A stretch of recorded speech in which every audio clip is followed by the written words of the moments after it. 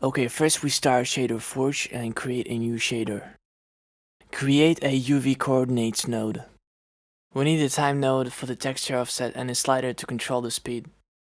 Next we multiply these two values. Create a panner that is going to control the texture offset, then connect UV coordinates node and timer to it. Create a texture asset node to assign wave's height map. You can download a height map from internet or use a cloud's render in Photoshop. Assign the height map to the texture asset node. Now we need a 2D texture to combine the offset with our texture.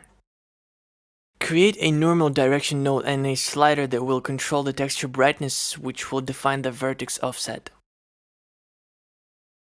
Multiply the three nodes and we will be able to see how the texture brightness is changing. Connect the result value to the vertex offset of our material.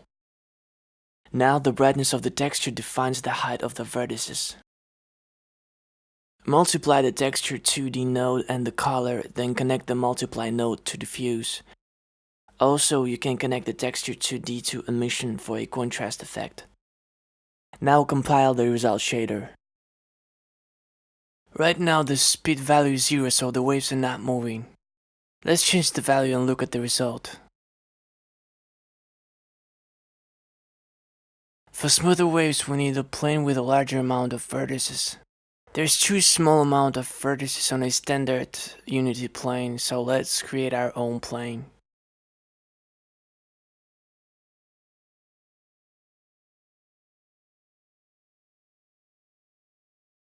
Create a new material and apply a shader to it.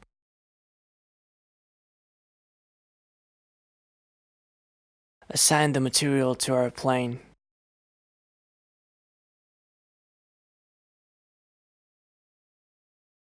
The wave speed is too high, so instead of the time t, use t divided by 20.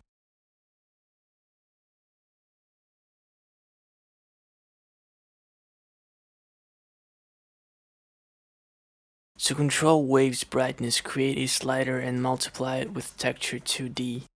Connect the result to emission.